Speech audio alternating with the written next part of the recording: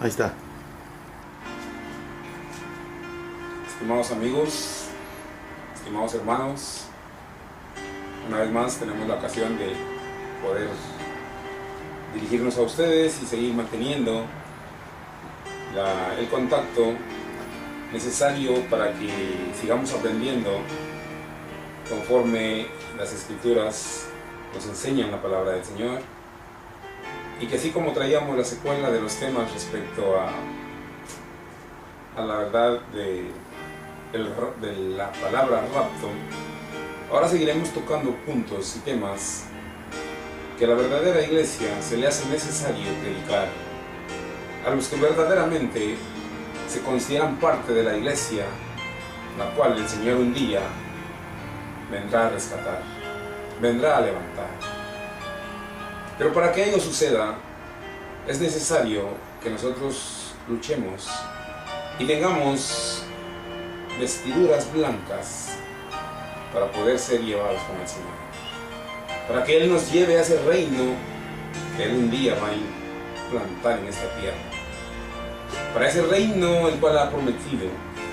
Pero necesitamos presentarnos ante Él como Él verdaderamente quiere que seamos. En su momento el Señor Jesús dijo: sed santos, porque yo soy santo. Muchos argumentamos que la santidad es difícil de alcanzar, y eso es lo que siempre mantenemos, que como humanos es difícil alcanzarlo. Pero es difícil, pero es necesario que luchemos por alcanzarlo, porque el Señor, cuando venga por su iglesia, Él nos va a reclamar. Él viene por alguien y por los que lucharon para ser santos. Es pues importante y necesario que nosotros, como parte de la verdadera iglesia de Dios, la cual se ha caracterizado por la predicación, por la enseñanza genuina de la palabra del Señor, nosotros tenemos la obligación de llevar ese mensaje. A muchos no nos gusta, aún dentro de la misma iglesia de Dios, a muchos de sus miembros no les gustan estos temas. A muchos nos causan pavor, a muchos nos molestan estos temas, pero se hace necesario que nosotros los prediquemos. El Señor Jesús fue tajante y dijo que el que cree en mí, como dice la Escritura, ríos de agua viva correrán por su vientre. Entonces, hermanos, estimados amigos, se hace importante, se hace imperativo, necesario que nosotros sigamos predicando la verdadera palabra del Señor. ¿Por qué? Porque cuando el Señor Jesucristo venga, Él ya ha dejado los pasos establecidos que tenemos que seguir para que seamos parte de ese pueblo glorioso, de esa iglesia que un día el Señor va a levantar para trasladarnos a ese reino a ese reino milenial que Él va a establecer allá en Jerusalén. Pero ahora nuestro punto es cómo alcanzar esa salvación, qué hacer para poder obtener la gracia del Señor Jesús cuando Él venga. Muchos dicen: no, pues ya acepté. Muchos dicen: no, ya acepté la mano, con eso es suficiente, ya levanté la mano, ya acepté al Señor Jesús, con eso muchos creen que ya es suficiente. Pero hermanos, amigos, es necesario que nosotros, a través de la luz de la Sagrada Escritura, veamos cómo el Señor quiere que seamos, para que logremos en ese día ser parte de ese pueblo por el cual Él viene. Y para empezar, el apóstol Pedro, en su primera epístola, nos da y nos muestra unas palabras, y dice así el apóstol Pedro en su primera epístola, en su capítulo 1, dice el verso 1 y el verso 2. Dice así, primera de Pedro, capítulo 1, verso 1 y 2, dice: Pedro, apóstol de Jesucristo, a los extranjeros esparcidos en Ponto, en Galacia, en Capadocia, en Asia y en Bitinia. Elegidos, dice, según la presciencia de Dios Padre, en santificación del Espíritu, para obedecer y ser rociados por la sangre de Jesucristo, gracia y paz os sea multiplicada. Hemos sido elegidos, según la sangre de nuestro Señor Jesucristo, para ser santificados, para ser obedientes, no para hacer lo que nosotros queramos, no para que nosotros impongamos nuestro criterio. La palabra del Señor es una sola y no la podemos cambiar. Muchos la tratan de acomodar a su manera. ¿Por qué? Porque la tratan de acomodar al mundo actual. Y por eso es que en las iglesias, en la mayoría, y aún en iglesias de Dios, se ha permitido y se permite el ingreso y la aceptación de muchas fiestas paganas, de muchas fiestas mundanas. Y eso es lo que les gusta a muchos, porque se sienten cómodos, porque para ellos es lo mejor, porque lo que buscan y lo que tratan es mantener contenta a la grey. Tratan de acomodar todo para que ellos se sientan bien. Se van acomodando y los van acomodando de manera que todos se sientan bien y no sientan el cambio. Pero hermanos, nosotros como parte de la verdadera iglesia tenemos que sufrir un cambio verdadero. Hemos sido llamados para santificación, para obediencia. Cuesta mucho.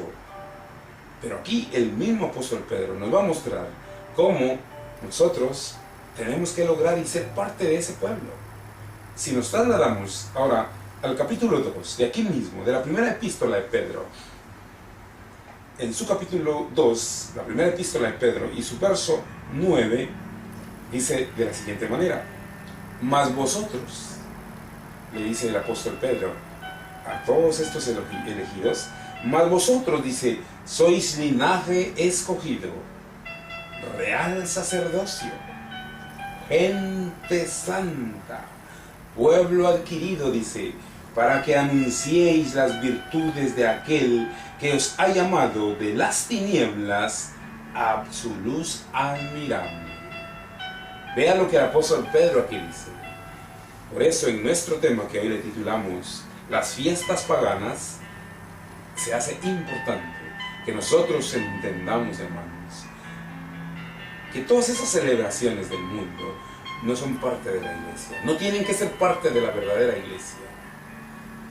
El problema es que, como volvemos a repetir, queremos acomodar a la gente para que se sienta bien, y por eso queremos mantenerlos con un pie afuera y con un pie adentro de la iglesia, y eso no es permitido. El Señor quiere, según lo que el apóstol Pedro nos transmite en esta porción bíblica, dice que nosotros, dice, más vosotros, dice el apóstol Pedro, sois linaje escogido, real sacerdocio, gente santa, pueblo adquirido, dice, no para que celebremos todas las fiestas del mundo, para que sigamos las tradiciones mundanas, no, sino para que anunciemos las virtudes, dice, de aquel que nos ha llamado de las tinieblas, de aquel oscurantismo que imponen las sectas religiosas allá afuera, las cuales quieren mantener al pueblo, a la congregación, a los creyentes cegados, tratándoles de tenerlos a su gusto para que no se les vayan. Por eso les permiten el ingreso a sus congregaciones de las celebraciones de todas esas fiestas mundanas, paganas de allá del mundo. ¿De dónde viene la celebración del Día de la Madre, del Día del Padre, de los cumpleaños, de la Navidad, del Año Nuevo, Día del Pastor, el día de los 15 años de las jovencitas? Es una creación mundana, pagana. Todas esas fiestas son del mundo. Alguien me preguntaba, ¿y bíblicamente nosotros podemos demostrar que no podemos celebrarlas?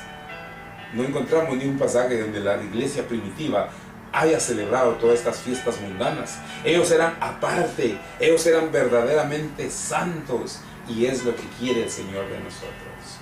Cuesta mucho, hermanos, cuesta mucho, mis estimados amigos que ven estas predicaciones, pero no es imposible de lograrlo.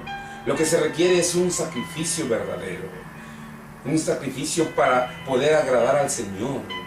Pero si nosotros seguimos con aquella idea de que también tenemos que agradar a la familia, porque se nos puede apartar, porque nos pueden dejar, el Señor Jesús fue tajante y claro cuando dijo que el que no dejare padre, madre, hijos, esposa, todo, no es digno de Él.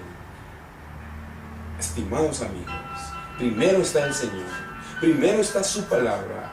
Y luego, si la familia quiere seguir con sus tradiciones mundanas, con sus predicaciones paganas, allá ellos.